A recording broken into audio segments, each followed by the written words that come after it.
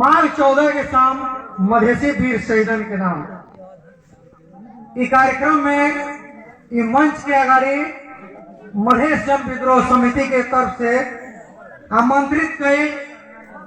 निमंत्रण के स्वीकार करके यहाँ आए संपूर्ण स्कूल के विद्यार्थी लोग, टीचर लोग और मधेश जन विद्रोह समिति के साथी लोग और संचार कर्मी लोग, शहीद परिवार समेत श्री राम जी के सेना के रूप में रहल यहाँ युवा लोग और जयमंत जी के रूप में रहल यहाँ गार्जियन लोग और हनुमान जी के रूप में और नील और अंगद जी के रूप में रहल मधेश जन विद्रोह समिति के क्रांतिकारी योद्धा गणेश कारो जी और नारद के रूप में रहल यहाँ आए संचार कर्मी के युवा लोग सभी लोग में सर्वप्रथम शहीद परिवार के चरण स्पर्श करत रउआ सभन में नमस्कार और जय मधेश के हार्दिक अभिवादन। जय मधेश।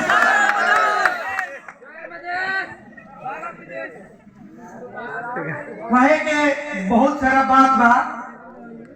समय के अभाव बा और किस्सा में कहल बा गीत भी बड़ा सुंदर कि किसको सुनाए गीत बा में वो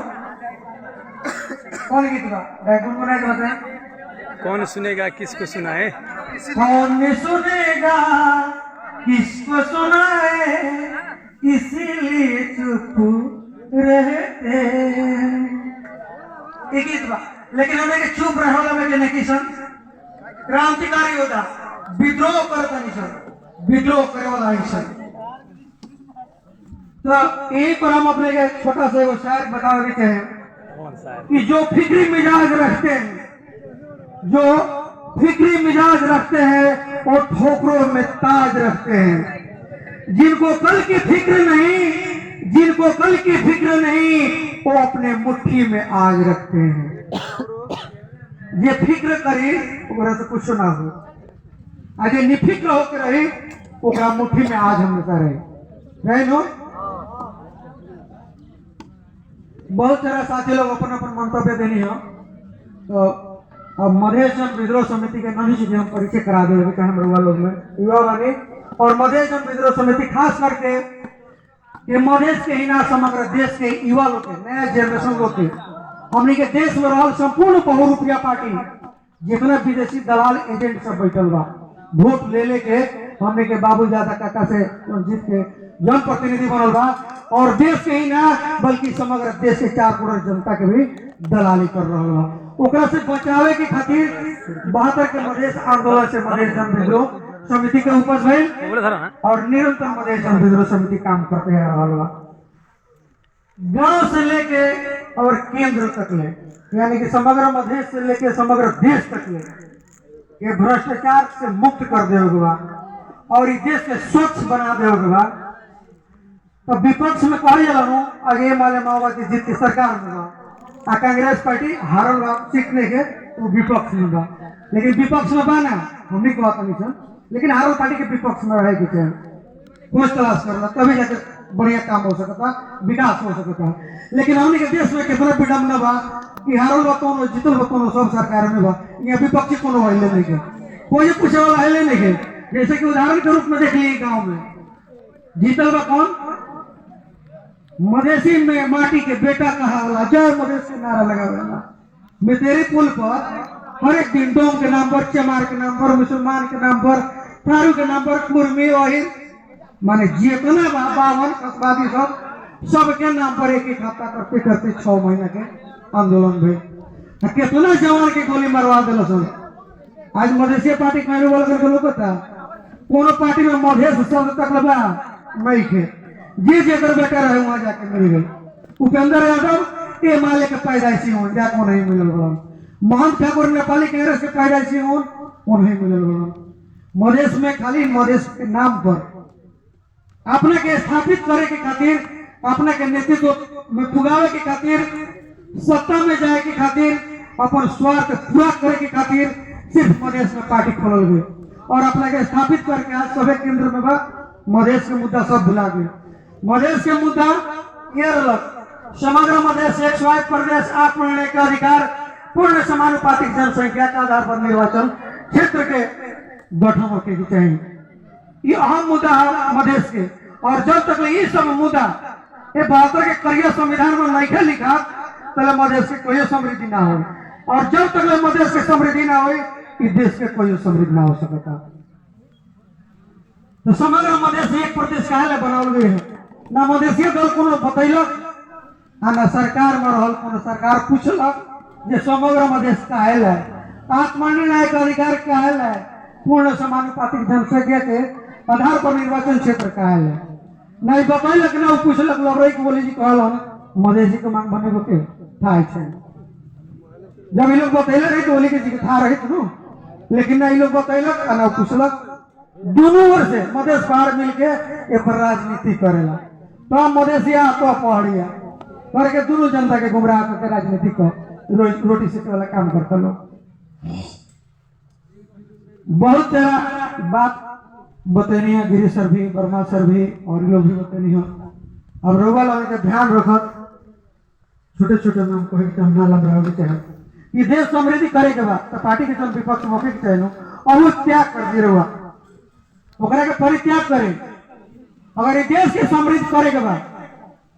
देश में विपक्षी पार्टी या कोनो जनप्रतिनिधि ना विपक्ष में देश के समग्र रूप में सारा जनता के विपक्ष में होके के पड़े काहे कि देश जनता के हो मुट्ठी भर रही 4 गो दलाल बहुत पार्टी के ना हो। ऐसे सब कोई के विपक्ष में इस देश के जनता के विपक्ष में बैठे के पड़ी और विपक्ष में सरकार के विरोध में गलत क्रियाकलाप के विरोध में सभी जनता के मिलकर आवाज उठावे के पड़ी तभी जाके समृद्ध हो सकता ना तो नेता के भरोसा में रहे सही देख लिए नेता लोग का भरोसा ये सब पार्टी के जनप्रतिनिधि है गाँव में बा हमने भी देश समृद्ध करके बात करते नहीं जागृति करते नहीं लेकिन हमने के बात करते लोग गाँव के लोग भी बहुत सारा जनता इस साल हमने के जागृति के कारण केवल 40% देश में वोट पड़ल बा बाकी सब बहिष्कार गई बा। देश समृद्धि के खातिर वोट बहिष्कार करल जरूरी बा और ये सब बहुत रुपया के दंडित करके सीधा सपाटा और सरल उपाय एक एक बाकी वोट बहिष्कार करे आराम से और अधिकार में वोट देवे के ना देवे के। विदेश में अगर कोनो पार्टी अपने के पसंद नहीं है तो सरकार द्वारा वो कार्टून बना के डाला रहेला कोनो नेता पसंद नहीं है कोनो पार्टी नहीं है तो कम से कम उन्हें मोहर मारे ओकरे खातिर निष्पक्ष एगो सरकार अलग नेतृत्व देवेला। लेकिन ओकरे के समानुपाती के नाम पर हमने के देश में ले आवल बा तो समानुपाती के नाम पर हर एक पार्टी के करोड़ों के आमदनी बा 10 मिनट प्रत्यक्ष में निकल लगे समानुपातिक में हमरा नाव डाल दिले बानी 1 करोड़ पार्टी के खर्चा दे दी 10 लाख 20 लाख दे दी पार्टी चलाओ के खातिर तो ये व्यापार हो गई उस समानुपाती के नाम पर हुए जो कार्टून में वोट मारल जाला तो में जो वोट है समानुपाती के नाम पर तो ये देश में रहल अनेकन समाज बा बौद्धिक वर्ग समाज बा ना उन लोग में से निकाले के चाहिए युवा वर्ग में से निकाले के चाहिए किसान में से निकाले के चाहिए सेना में से पूर्व जो निकाले के चाहिए पूर्व प्रहरी गैलवा ओकरे के निकाले के चाहिए कैसे युवा लोगों से लेकिन ये सब ना हो हमने यहाँ व्यापार करोगे समानुपाती के गलत तरीका से पैसे हम काम के देश के समृद्ध करे के बाद तो विपक्ष में जनता के बैठे के पड़ो। देश में देखिए लोकतंत्र स्थापना हो गई बा चारों ओर बैंकिंग बा लेकिन एगो बझांग जिला बा हमने एक देश में बझांग जिला के साइकिल गाँव पालिका बाई उसमें आज तक एक बैंक ना होला था नहीं वहाँ की जनता आज तक गाँव पालिका में बैंक नहीं है कितना विकास हो लेकिन देश में जनता अपन जान के आती है इतना लोग देख लोकतंत्र लिया दो लेकिन लोकतंत्र के जो वो वकील के चाहिए सुख सुविधा उस जनता में आज तक नहीं थे। बहुत सारा बात बा ना कहे कि चाहे छोड़ी हटाई समय में निकल जाता फिर भी वो सारी अपने लोगों के बारे में डाले के चाहे जिंदगी का शौक पाला नहीं जाता जिंदगी का शौक पाला नहीं जाता शीशे का प्याला कभी उछाला नहीं जाता मेहनत से संवर जाती है जिंदगी मेहनत से संवर जाती है जिंदगी हर काम तकदीर पे डाला नहीं जाता हर काम तकदीर पर डाला नहीं जाता एकरा के लिए कि हर विषय वस्तु के हमें नेता पर छोड़ दो पार्टी में जिता दल बने से नेताजी के हमने के का जोर नहीं वो लोग लड़ी हमने के दारू मांस खाई ले उ लोग के जिम्मा दिए दिल बने सो तो देखी जन प्रतिनिधि के जिम्मा ई शहीद वाटिका मधेश जन विद्रोह समिति शहीद के सपना और संकल्प और मधेश के मुद्दा के जीवंत रखे के खातिर ये 22 जिले के बीच में 20 सेंटर वीरगंज रहल जगह में एक गांव में शहीद वाटिका 72 साल में घोषणा की सड़क के 5 किलोमीटर की सड़क बा परवानीपुर गांव पालिका के बीचों बीच ये पांचों गांव के बीच में शहीद वाटिका घोषणा करल गए और पर्यावरण के संरक्षण के खातिर और साथ ही जीवन ये मुद्दा सब के रखे के खातिर हमने ओरा जाइए लेकिन अगर पीपल के वोट लगाते हो जाता तो इस सैकड़ों बरस तक ले रही लेकिन के लगैलो काहे लगैलो और एकर उद्देश्य क्या है वो जरूर स्थापित रहे और आने वाला जनरेशन वो याद करी कि पीपल के वोट के लगेले और काहे लगेले ये कारण से ये रोड में बहुत पुल देखो कहीं वहां से हमने शुरुआत करनी वृक्षारोपण करेंगे और पर साल तक ले 2 लाख रुपए के लागत में कम से कम हमने वृक्षारोपण करेंगे एक ही रात के 50,000 के वृक्षारोपण करेंगे 10-10 फीट के जौन की रोबस हम देख रही है कोड के भाई विकास के नाम पर नाला निकाले की खातिर कोड के फेंक दल गए वो कहे कि मधेश जन विद्रोह समिति संपूर्ण पार्टी के भंडाफोड़ करला जन भंडाफोड़ करेला सबके कुछ जनता में उजागर करला दिखावेला तो मधेश जन विद्रोह समिति के उजियाए नहीं खेते दाब देवे के बाद मधेश के मुद्दा दाब देवे के बाद ताकि मधेसिया देश में ना उजियाए और इस सारा विकास के नाम पर मधेसी पार्टी से छाता छाप उपेंद्र यादव के जसपा पार्टी से जीतल वाला दक्षिया के विकास के नाम पर तोड़ा के फेंक दिलो जबकि रोड हो जो देख रहा वाली अपने सबन वो रोड के लास्ट छोर में सार्वजनिक जमीन कितना बा ओकरा के पकड़ के लास्ट में नाला बनावे के चाहिए और सार्वजनिक जमीन बचता ओमे हमने के कितना फीट के रोड होई पार्किंग बनावल जाए ब्रिज टेबल लगावल जाए पूरा सब बहुत क्रियाकलाप करे के जमीन बाची तो कम लगी लेकिन वो इतिहास मिटा देवे के खातिर विकास के नाम पर गाछ तोड़ के फेंक डाल गए लेकिन ये वादा डॉट के जसपा पार्टी के जो जीतल बा बहुरूपिया पहाड़ी दलाल के चमचा एगो गुम्मा के फूल देखले बड़े झाड़ हेतने हेतने बड़ा होला श्राद्ध काम में ओकर फूल लागेला पंडित जी लोग कहने गुम्मा के फूल ले लिया हेता ओके बड़ा कहला गुम्मा फूल हेता बड़ा के ना होला तो गुम्मा के फूल तक ले उन्हें के रूप ले झाड़ में के रूप ले लेकिन दोसर के ये लोग विकास शुरुआत करता मधेसी जवान के मरवा के वो अपन विकास करता हाँ विकास के नाम पर जो रोड के नाला के जो विकास करते लोग ये सब अपन स्वार्थ के खातिर तो शुरुआत पहले वालों भी लोग और मधेश जन विद्रोह समिति पर्यावरण के संरक्षण के खातिर आज पूरा विश्व पर्यावरण के चक्कर में चपेटा में बा और के सुनो जिला दिल्ली में प्रदूषण बढ़ा 60% 70% तक ले कभी हो चलो जबकि एगो वृक्ष एगो व्यक्ति के श्वास लेने के खातिर ऑक्सीजन के खातिर पर व्यक्ति के ऊपर 7 को वृक्ष लगाओ जरूरी बा एगो व्यक्ति के वेंटिलेटर पर सुता देवल है और गैस से अगर जिंदगी जिया तो के जब 60 वर्ष का आयु तक के तो 6 करोड़ 27,26,007 से कुछ रुपया आईसी एगो व्यक्ति के खर्च करे ऑक्सीजन से अगर जियाओ तो पड़े तब जौन ऑक्सीजन हमने के पेड़ पौधा से फ्री में मिलेला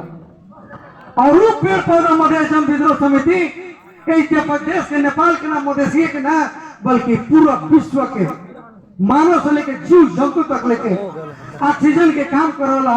वृक्षारोपण कैलक ओकरा तहस नहस करके फेंक दे तो कैसन जन प्रतिनिधि हमने सब जोड़ले बानी और रखले बानी इ नमूना और ऐसा शहीद वाटिका ऐसा पवित्र स्थल पर गिट्टी देखा था नहीं गिट्टी रखल बा देख लो और वाला नया युवा बानी नया जनरेशन के और पानी देखा था नहीं बर्तन मोला वाला पानी है घर के धारा के पानी है नाला बनल बा लेकिन 1000 के पाइप वहां नहीं गए लेकिन हिया मधेश खातिर शहादत अपन जान के कुर्बानी देवे लोग महादेव जी के देख लो बनी पत्थर के पूजे जला एगो आशा एगो विश्वास पर श्रद्धा बा लेकिन देखले नहीं सब लेकिन साक्षात हमनी के खातिर हमनी के अधिकार के खातिर हमनी के आवेला पीढ़ी के खातिर जे अपन गोली खा के कुर्बानी देलक रोड पर छाती में माथा में गोली खा के का महादेव जी से कम बा लेकिन ये लोग घंटा घर में जाके देखिए ये लोग के औकात दिखावल बा शौचालय के अगाड़ी शहीद स्मारक बनाओ। वीरगंज महानगर पालिका के बीच में बैरक के अगाड़ी कितना बीघा जमीन बा। मधेसिया पार्टी के जितावे के खातिर, मधेसिया नेता के समृद्ध करावे के खातिर सारा मधेसिया पार्टी मिलके हजारों युवा के जान लेलक। हजारों युवा आज भी बेड पर पैखाना कर रहा बा पाइप के माध्यम से, इतना पीड़ित बा। लेकिन ये लोग क्या औकात न पुगल कि घंटाघर में 5 कट्ठा में से जमीन घेर के आ मधेसी शहीद के स्मारक सुंदर से बनाए। सारा मधेसिया युवा है पिकनिक मनावे कहा जाला चल है थोड़ा शहीद स्मारक जो उनकी विदेशी बंगला बहुत रुपया हुआ था वहां जाने चाहूंगे। लेकिन जरा बाप कई संपत्ति रहो ई नेपाल जो देश हमें कहते हैं ई नेपाल ना रहे तो क्या हम बात करते हैं। ई मधेसी लोग के निर्माण कई देश हो ये पूरा विश्व में वही सीमांकन ना रहे।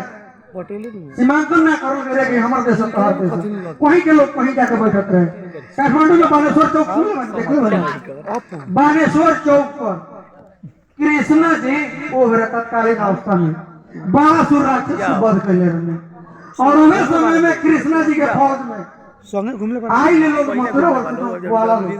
गोपी लोग तार के गोपी लोग खाली आते लोग कि हम ही गोपी हैं गोपी ना जितना लोग माई जाल रखते रहे सब कोई ग्वाला सब कोई गोपी हो तो वो रही तबो भूमि रहे वो लोग यहाँ आई जमल बैठल और देश के निर्माण के और जितना गोर का चेहरा देखता नहीं बड़का लिपस्टिक वाला ये सब भगवान के वो सब इंडिया के वो सब भारत के वो सब कई मधेश